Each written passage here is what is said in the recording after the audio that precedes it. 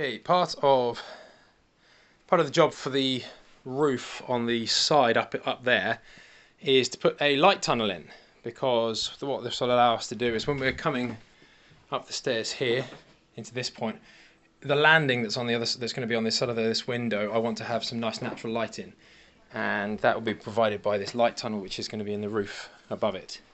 So this is a tutorial on how to fit a Velux light tunnel. So let's get into it. Right, open it up and you'll see got all the bits in here. So they either come as a flexible tube or you can get rigid tubes. I went for the flexible tube and I went for just about the biggest one I could fit in. It's 45 centimeters, I think, give or take. So that'd be interesting in between the joists.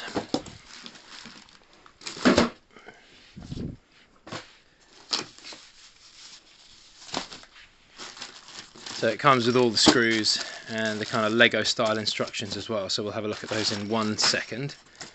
And then this is the actual unit itself, and it's a unit plus a flashing kit as well, which is good.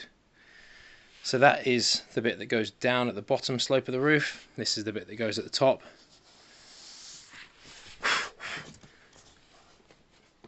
Looks pretty good, to be fair. Looks like it's going to work nicely. So I've got the TWF with this kind of crinkly bottomed one. You can get TLF, which is for different styles of, I think this is more for slate roofs, which are a bit flatter than concrete ones, which tend to have, you know, this kind of Mendip or Wessex style tile. And this is actually aluminium, but it's flexible enough that it bends. And when you're installing it, you need to have the tunnel as straight as possible. Obviously it is a reflective material, but light doesn't overly like going around corners, never has, probably never will. So you want to keep this as straight as you can from the curve down. And then you've got different insulation options as well. And what it does come with is this, which is a kind of plastic collar, which helps with waterproofing and vapor control, which is really good. So you can see that there, this kind of plastic collar that goes round it. So what we're going to do is we're going to jump up into the space. We're going to cut open the bits that we need to, much like this, because we're very fortunate that we're in the stages of roofing now. If you're fitting this afterwards, then you've got quite a lot of work to do cutting off. But because we're only at the felt and batten stage, we can then basically just follow these measurements now and get this installed quite quickly and easily.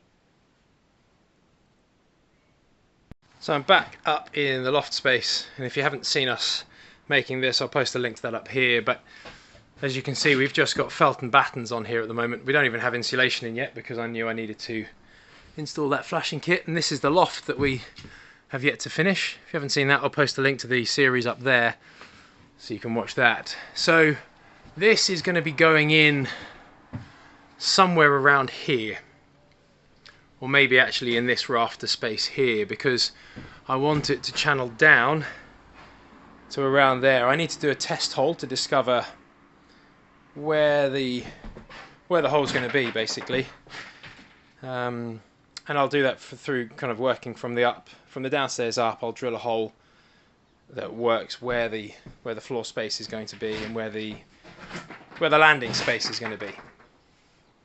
So we drilled a hole up from the underside where we wanted it in the room, and now we're just marking out for the circle here. So we're marking out 410 just to get this piece. That's the plate that goes underneath and has a diffuser on it. What we're going to do now is jump back to the front of the instructions and start from the beginning. We're going to detach this glass piece out, and we're basically just going to follow the instructions through, and I'll show you what the instructions tell us to do so you can see it as we do it, especially all of this with the measurements here.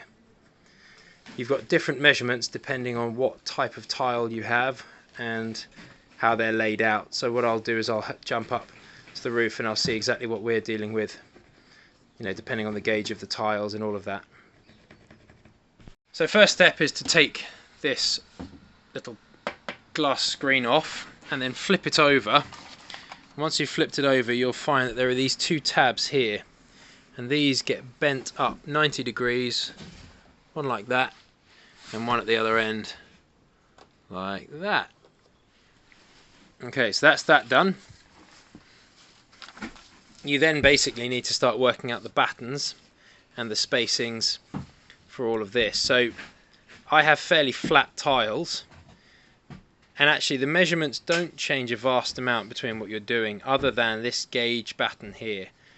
Now because I have my battens and my felt on show and I have no tiles in the way, I can actually, sticking rigidly to one of these isn't necessary. All I need to do is get this out there, and then I can figure out exactly where this needs to sit on the battens that I've got in place given the space. So what we're going to be doing is we're going to be cutting a hole. We've moved it over slightly because it would have knocked on the door that I've got to create for this, so we've moved it over a little bit. We're about to cut this hole out here, and then it's going to be going up in between this space here. And oh yeah, whoops. This is what happens when you wear steel toes that haven't been used in about 10 years. Jeez.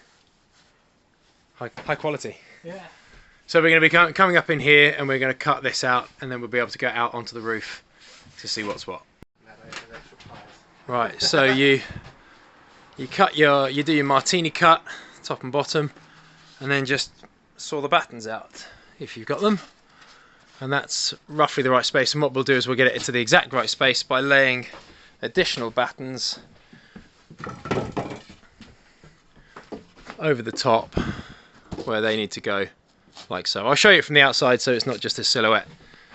So we'll see you on the outside. Look, this felt is so waterproof. Look, it's holding it all perfect, doing its job really well.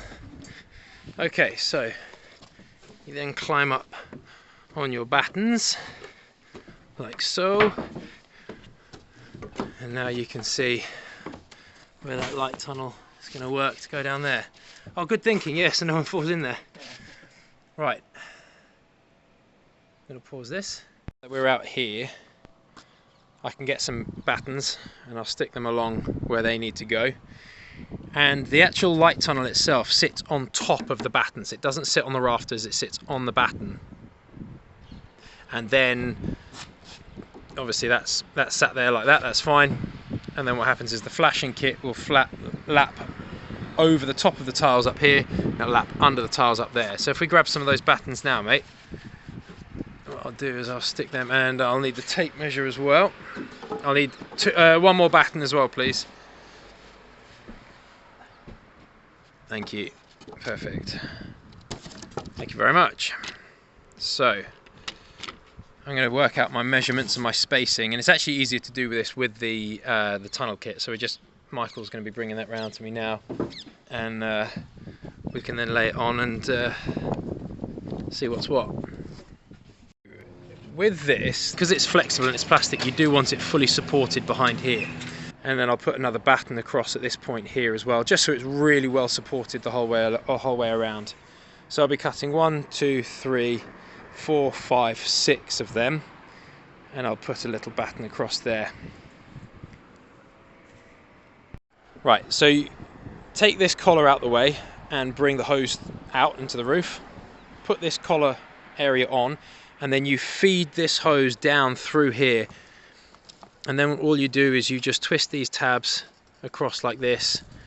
You'll need something to push them because they are a bit stiff, but once you get them going, they do then pivot round and just help pinch this in place. So you just do these twists, and that holds it in place, and that stops it from being pulled into the room in there.